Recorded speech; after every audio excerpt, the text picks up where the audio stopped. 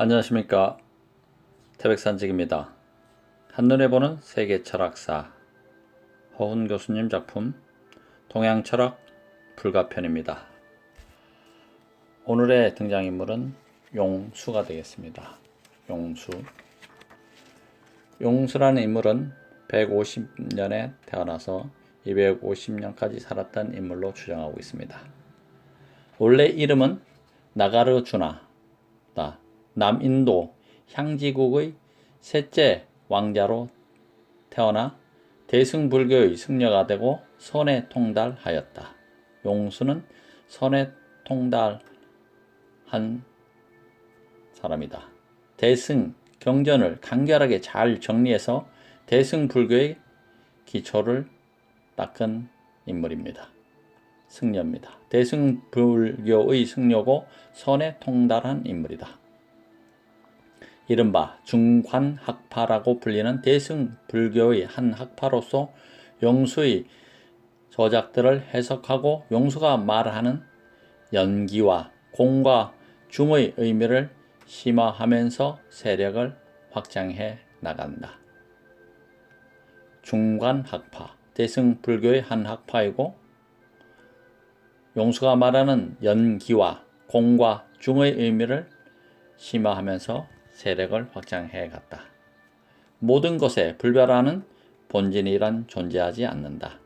라는 사실을 천명했습니다. 모든 것에 불별하는 본질이란 존재하지 않는다. 용수, 모든 것에 불별하는 본질이란 존재하지 않는다. 주요 저서로는 중론, 회쟁론 등이 있습니다. 중론과 회쟁론이란 저서가 있는 용수에 대한 양력이었습니다. 흑백 논리를 비판하고 중도를 논한 용수에 대해서 함께 하시겠습니다. 흑백 논리를 비판하고 중도를 논한 용수. 모두가 깨달은 사람이 되도록 돕겠다. 첫 번째 논제입니다. 모두가 깨달은 사람이 되도록 돕겠다. 석가모니가 이별, 돌아가심의 불교 표현 이별 한 뒤에 불교는 어찌 되었을까요? 인멸, 불교에서 돌아가심을 인멸이랍니다. 인멸 뒤 약 100년 동안 교단은 별 문제 없이 운영되었습니다. 그러나 기원전 4세기쯤에 계율과 교리의 해석이 서로 의견이 달라져 분열되고 말았습니다. 이른바 상자부와 대중부로 갈라졌습니다. 상자부와 대중부로 불교가 갈라졌다.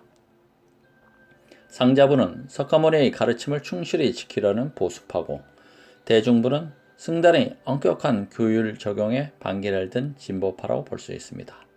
그 가운데 대중부의 흐름이 대승불교로 이어졌던 것입니다. 석가모니가 인멸하시고 나서 불교는 4세기 기원전 4세기쯤 100년까지는 이상이 없었으나 기원전 4세기쯤에 계율과 교리의 해석에 서로 의견이 달라져서 상자부와 대중부로 갈라지고 상자부는 석가모니의 가르침을 충실히 지키라는 보수파였고 대중부는 승단의 엄격한 규율 적용에 반기를 든 진보파로 나눠졌고 대중부의 흐름이 대승불교로 이어졌다. 우리나라에 한국에 불교가 들어올 무렵 중국은 위진 남북조 시대 420년에서 589년이었습니다. 우리나라에 불교가 들어온 무렵은 중국이 위진 남북조 시대 420년에서 589년이었고 남북조 시대에는 노장 사상의 전성기로서 당시 학자들은 노장 사상의 남북조 시대의 노장 사상이 전성기였다. 노장 사상의 무를 불교 사상의 공에 견주어 설명하고 해석한다. 이를 격의 불교라고 한다. 격의 불교란 노장 사상의 무를 불교 사상의 공에 견주어 설명하는 것. 격의 불교. 도교나 유학에서 불교와 유사한 개념이나 용어를 빌려 불교를 이해시키려는 것을 말합니다. 도교나 유학에서 불교와 유사한 개념이나 용어를 빌려서 불교를 이해시키는 것을 격의 불교라 한다. 북쪽은 북방의 이민족이 남쪽은 한족이 다스렸다. 중국은 이때 남조에서는 개인의 해탈을 강조하는 소승불교, 남조에서는 개인의 해탈을 강조하는 소승불교, 북조에서는 중재 구제를 강조하는 대승불교가 발전했다. 북조에서는 중생을 구제를 강조하는 대승불교. 북방의 이민족이 남쪽은 한족이 다스렸는데 남조에서는 개인의 해탈을 강조하는 소승불교, 북조에서는 중생 구제를 강조하는 대승불교로 발전했다. 그래서 소승불교를 남방불교라 부르고 대승불교를 북방불교라고 부릅니다. 남방불교는 스리랑카를 거쳐서 동남아시아로 나아갔습니다. 남방불교는 스리랑카를 거쳐서 동남아시아로, 북방불교는 중국, 한국, 일본 등지로 전파됐습니다. 한국은 대승불교, 북방불교 영향을 받습니다. 중세 구제를 강조하는 대승불교입니다. 우리나라 한국은 삼국 가운데 가장 먼저 불교를 받아들인 나라는 고구려입니다. 중국 북조로부터 대승불교를 받아들여 신라에 전하고 반면에 백제는 소승불교의 성격이 강한 남조의 불교를 받아들였습니다. 소승과 대승은 어떻게 다를까요? 소승불교는 수행자 자신의 정신세계에만 몰입해 사회와는 분리된 엄격한 종교성과 개인의 해탈을 강조하고 있습니다. 아라한이라는 깨달은 성인이 되는 것을 목표로 삼습니다. 이에 비해 대승불교는 소승을 편협한 이기적 추구라고 하면서 엄정한 출가 수행에 의한 개인의 해탈에 반대합니다. 왜냐하면 보통 사람에게는 너무나 어려운 길이기 때문입니다. 그래서 깨달음과 중생 구제를 병행하자고 합니다. 대승불교는 깨달음과 중생 구제를 병행하고자 주장한다. 이런 차이는 소승, 대승이라는 한자를 보면 금방 알 수 있습니다. 소승은 작을 소에 탈승, 대승은 큰 데에 탈승이니 소승은 작은 술에, 대승은 많은 사람이 함께 탈 수 있는 큰 수레를 말합니다. 여기서는 한국에 전래된 대승불교를 살펴보겠습니다.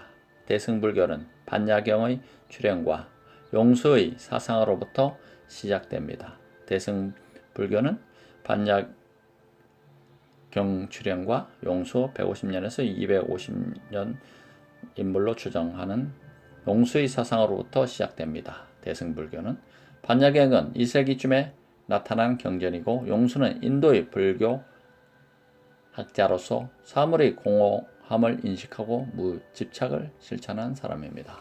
용수는 오늘의 등장인물인 용수는 인도의 불교학자로서 사물의 공허함을 인식하고 무집착을 실천한 사람이다. 용수는 인도 불교학자, 사물의 공허함을 인식하고 무집착을 실천한 사람이다. 모두가 깨닫는 사람이 되도록 돕겠다는 차원은 대승불교 차원입니다. 첫 번째 논제였습니다. 두 번째 논제는 아버지가 아들을 낳는다고 생각하는가? 두 번째 논제, 아버지가 아들을 낳는다고 생각하는가? 한마디로 대승불교는 공사상과 중도사상을 통해서 보살과 바라미를 실천해서 열반에 도달하려는 것입니다. 말이 좀 어려운데 하나씩 보겠습니다. 대승불교는 공사상과 빈공, 허공할 때 공사상과 중도사상을 통해서 보살과 바라미를 실천해서 열반에 도달하고자 하는 것이다. 먼저 공사상이란 사물의 본질을 인식함에 있어서 항상 실체라는 것이 없다는 생각입니다. 공사상은 사물의 본질을 인식하는 데 있어서 항상 실체라는 것이 없다. 공은 어원적으로 부풀어 오른 모양으로 속이 배어 있음을 나타내는 것이다. 공은 어원적으로 부풀어 오른 모양인데 속이 비어 있는 것. 불변하고 고정적인 실체나 자아가 실제로 존재하지 않는다는 뜻입니다. 공은 불변하고 고정적인 실체나 자아가 실제로 존재하지 않는다는 것이다. 그러고 보니 한자가 빌공인데 뭔가 있는 듯 해도 실체가 없고 텅 비어 있다는 뜻입니다. 뭔가 있는 듯 해도 실체가 없고 텅 비어 있다는 공사상. 석가모니에 따르면 인간은 물론이고 우주 만물의 물질적인 요소인 색, 육체, 정신적 요소인 수, 감수작용, 수, 받을 수, 색, 색색, 상, 서로상, 상상작용, 행, 의식작용, 식, 분별작용 5가지로 이루어져 있습니다. 인간은 물론이고 우주 만물은 물질적인 요소인 5가지, 인간과 우주 만물은 색, 수, 상, 행, 식 5가지로 이루어졌다. 이것을 오온 또는 오음이라고 한다. 그런데 이 5가지 구성 요소는 마치 거품이나 신기루처럼 비실체적이라는 것입니다. 5가지 색, 육체, 정신적 요소 수, 감수작용, 상, 상상작용, 행, 의식작용, 식, 분별작용. 이 5가지는 마치 거품이나 신기루처럼 비실체적이다. 오온의 각 요소들은 아무리 분석해봐도 그 안에 존재를 형성하는 기본 요소라 할 만한 것, 더 이상 그보다 작은 것으로 분별할 수 없는 궁극적인 실체, 단단한 알맹이로서의 실체는 존재하지 않는다고 봤습니다. 다음과 같은 비유를 들 수 있습니다. 석가모니의 교서를 모은 것으로 알려진 잡아함경에 나오는 얘기입니다. 잡아함경. 비유하면 눈이 밝은 사람이 단단한 제목을 구하려고 날이 선 도끼를 가지고 숲으로 들어갔다가 통통하고 곱고 길고 큰 파초나무를 보고 곧 그 밑동을 베고 그 꼭대기를 자르고 껍질을 차로 벗고 보아도 도무지 단단한 알맹이를 찾을 수 없는 것과 같다. 자세히 관찰해 사유하고 분별하라. 자세히 관찰해 사유하고 분별할 때 거기에는 아무것도 없다. 단단한 것도 없고 알맹이도 없으며 견고함도 없다. 그것은 병과 같고 종기와 같으며 가시와 같고 도끼와 같아서 더덥고 무상, 괴로운 것, 공허한 것, 내가 아니다. 무아. 왜냐하면 모든 행에는 단단한 알맹이가 없기 때문이다. 물질은 모인 물방울 같고 느낌은 무리의 거품과 같으며 생각은 봄철의 아지랑이와 같고 행위는 화초나무와 같으며 의식은 꼭두각시와 같음을 관하라. 볼관자입니다. 다시 말해서 이 세상 만물에는 고정된 실체가 존재하지 않는다는 말입니다. 왜냐하면 끊임없이 새롭게 만나는 인연에 의해 끊임없이 새롭게 구성되기 때문입니다. 이러한 오온의 사고는 내 것이라는 집착으로부터 우리를 자유롭게 합니다. 끊임없이 새롭게 만나는 인연에 의해 끊임없이 새롭게 구성되기 때문에 세상의 만물에는 고정된 실체가 존재하지 않는다. 이런 생각을 가진 사람이라면 욕망이나 아직과 같은 자아나 사물에 집착하는 인식의 오류로부터 벗어날 수 있습니다. 따라서 공사상은 자아의 아집으로부터 벗어나서 너와 나를 하나로 여기는 지혜를 얻기 위한 것입니다. 주의할 점은 공사상이 세상이 공허하다는 허무주의는 아니라는 것입니다. 무아, 즉 내가 없음을 철저히 인식해 이기심을 버리고 대중과 함께하자는 것입니다. 용수는 말하기를 여러 인연으로 생한 법을 나는 공이라고 한다. 여러 인연으로 생한 법을 나는 공이라고 말한다. 일찍이 한 법도 인연을 따라 생하지 않은 것도 없으니 이런 거로 모든 법은 이공 아님이 없다고 합니다. 모든 법은 연기 아님이 없으므로 자성 자체의 고유한 성질 내지 실체성이 없어서 공허합니다. 의존에서 발생하는 것은 자성이 없다는 논리입니다. 예컨대 용수는 만일 아버지에 의해 아들이 존재하게 되는 것이라면 또 만일 그 아들에 의해 그 아버지가 존재하게 되는 것이라면 이런 경우 누가 누구를 발생시키는 것인지 말해 보라고 합니다. 얼핏 아버지가 아들을 낳는다고 생각하지만 실은 아들이 없다면 아버지도 존재할 수 없는 법이죠.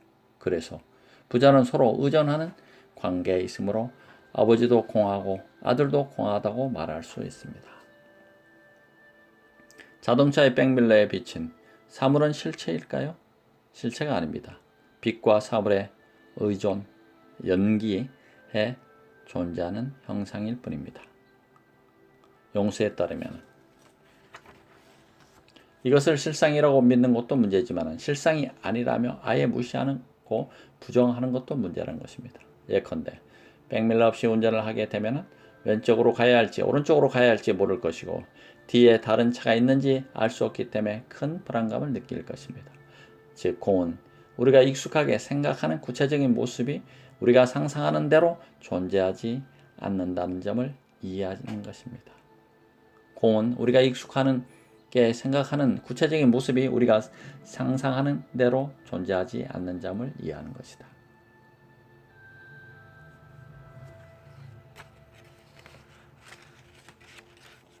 아버지가 아들을 낳는다고 생각하는 두 번째 논제에 대한 스토리였습니다. 세 번째 이야기. 불생도 아니고 불멸도 아니라면 대체 뭐란 말인가? 세 번째 논제는 불생도 아니고 불멸도 아니라면 대체 뭐란 말인가? 집착을 하지 않지만은 허무에 빠지지도 않는다. 바로 이 경지가 중도입니다. 집착을 하지도 않지만은 허무에 빠지지도 않는다. 진실한 경지죠. 유에 치우쳐서 집착할 필요도 없고 무에 치우쳐서 좌절할 까닭도 없습니다. 모든 사물에 실체가 없으므로 공이지만은 현상으로는 존재함으로 색입니다. 현상으로 존재함으로 색이다. 공즉 시색. 공즉 시색. 현상으로 존재하는 게 공즉 시색. 있는 것은 아니지만 없는 것도 아니라는 말입니다. 또한 색은 불교에서 형체와 물질을 말합니다. 색은 불교에서 형체와 물질을 말한다. 꽃송이는 분명 존재하지만은 색이지만은 시들어 없어지면 아무것도 남지 않는다. 꽃송이는 존재하지만은 색이지만은 시들어 없어지면 공이다. 아무것도 남지 않는다. 세상에 고정불변의 존재는 없다. 그렇다면 색이 곧 공입니다. 색 즉 시공.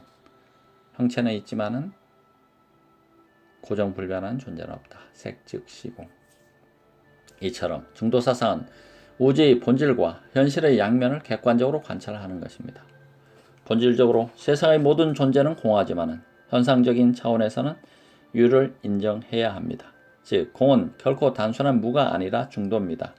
공이란 유도 아니고 무도 아닌 중도를 가리키는 것입니다.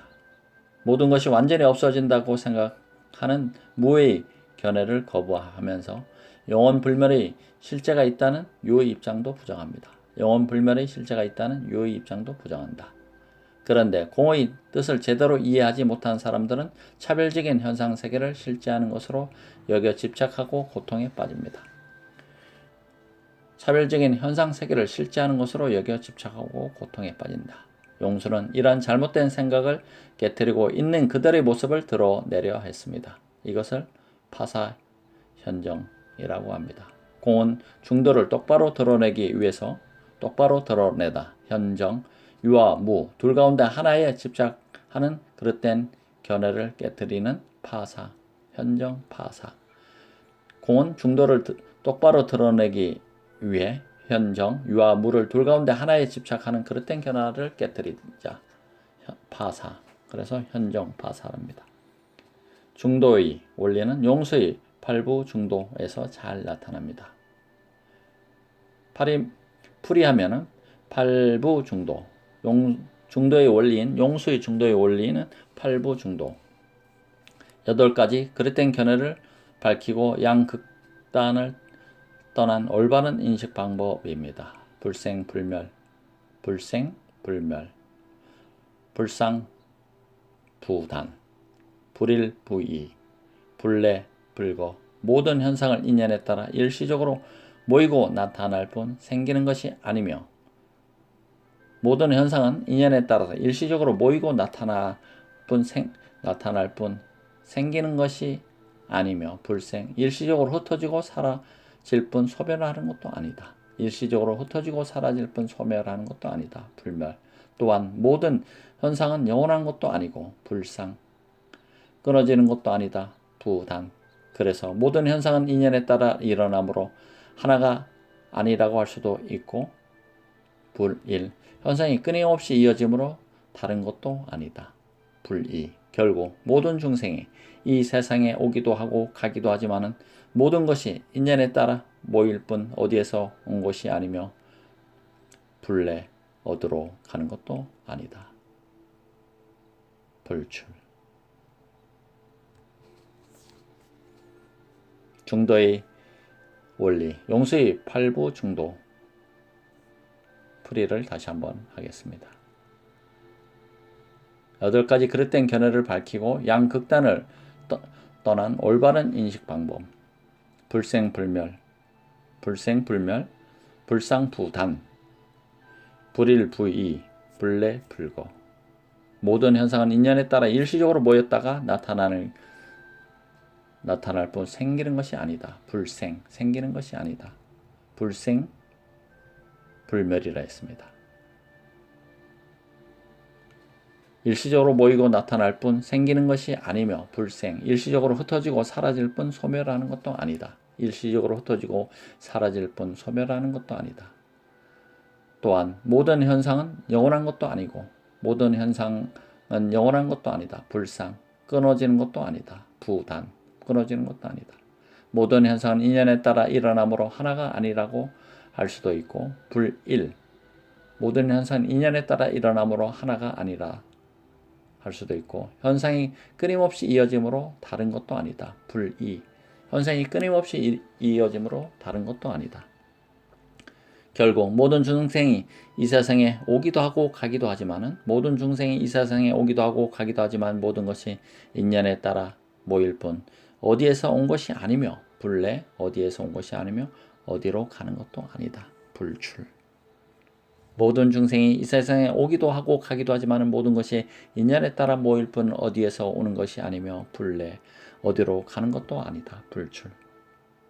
정말 쉽지 않은 말들입니다. 불생도 아니고 불멸도 아니라면 대체 뭐란 말인가 생각이 들 것입니다. 분명히 우리 눈앞에는 생기고 없어지는 현상이 벌어지고 있는데 말입니다. 꽃이 피고 지고 사람이 나고 죽습니다. 용서는 그것은 인연의 생멸이지 실체적 생멸이 인연의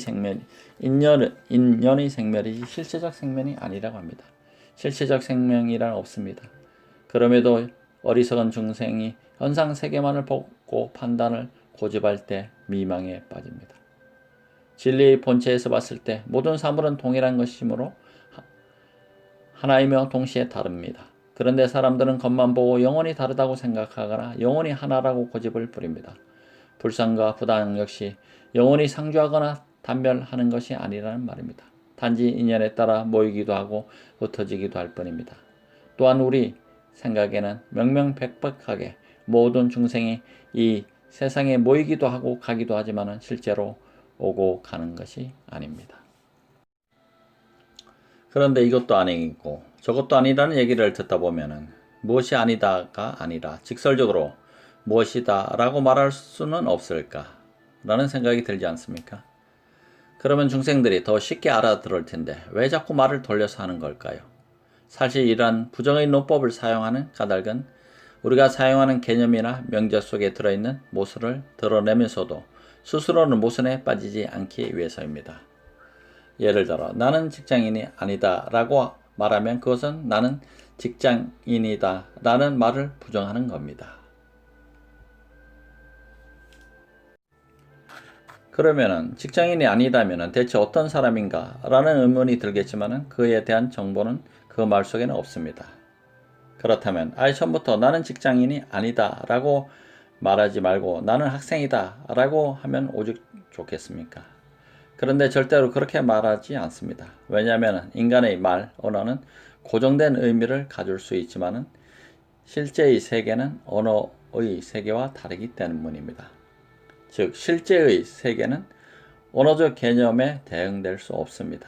말은 입 밖으로 꺼내지는 순간 실제의 세계를 왜곡합니다. 그러므로 직장인의 예처럼 어떤 개념, 명제에 대해서 그것이 뭐뭇이 아니다 라고 하면은 이는 그 명제의 모순을 드러내면서도 자신의 무엇인지 얘기하지 않기 때문에 언어가 갖는 한계에서 벗어나게 됩니다.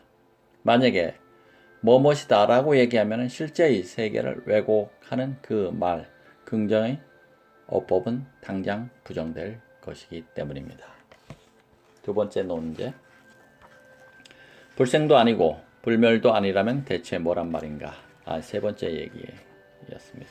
세 번째 얘기, 불생도 아니고 불멸도 아니라면 대체 뭐란가? 네 번째 이야기, 논제는 공을 체험하는 것이 열쇠다. 공을 체험하는 것이 열쇠다 라는 이야기입니다. 궁극적으로 용수의 공 사상은 우리로 하여금 불멸과 집착이 소멸된 공의 지혜를 드러내게 하고 우리를 현상 세계의 대상에 대한 집착으로부터 해방시켜 줍니다. 그러므로 대승불교에서 나에 대한 이기적인 집착을 버리는 공 사상을 깨닫고 실천하는 것을 중요하게 여기고 있습니다. 나에 대한 집착을 버리고 위로는 진리를 구하고 아래로는 중생을 구하는 사람이 보살입니다.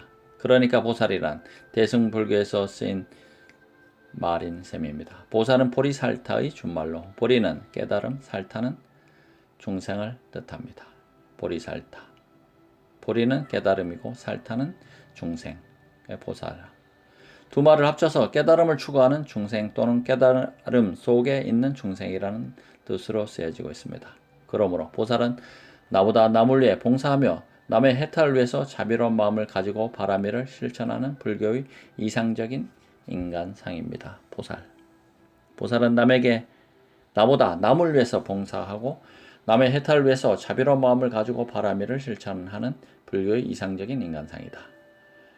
그럼 바라밀은 무엇일까요? 원래 최고를 뜻하는 파라마에서 파생한 말입니다. 피 안에 이른 상태를 말합니다. 피 안에 이른 상태. 직역하면은 이 언덕에서 저 언덕으로 간다는 뜻입니다. 차 안에서 이 언덕, 차 안에서 저 언덕, 피 안으로 간다는 뜻이다. 의역하면은 욕망과 고통의 현실 세계, 차 안에서 해탈의 세계, 피 안으로 간다는 뜻입니다. 그러니까 이쪽 언덕은 욕망과 고통으로 얼룩진 현실을 상징하며 저쪽 언덕은 해탈의 경지를 상징하고 있습니다. 그리고 해탈의 경지에 가기 위해 수행에는 6가지가 있어 육바라밀이라고 합니다. 보시, 지계, 인욕, 정진, 선정, 지혜. 글자 그대로 해석하면 물질적인 것이든 정신적 것이든 조건 없이 베푸는 것이 보시, 계율을 지키고 생활하는 것이 지계, 고통과 괴로움을 받아들여 인내하고 용서하는 것이 인욕, 방탕하지 않고 열심히 노력하는 것이 정진, 깊고 참된 명성을 통해 진리를 사색하는 것이 선정, 실상을 직관하는 것이 지혜입니다.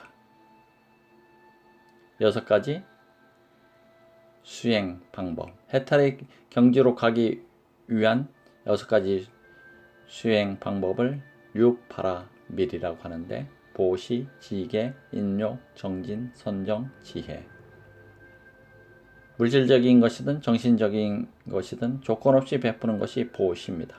계율을 지키고 생활하는 것이 지계, 고통과 괴로움을 받아들여 인내하고 용서하는 것이 인욕, 방탕하지 않고 열심히 노력하는 것이 정진, 참되고 깊은 명상을 통해 진리를 사색하는 것이 선정, 실상을 직관하는 것이 지혜입니다.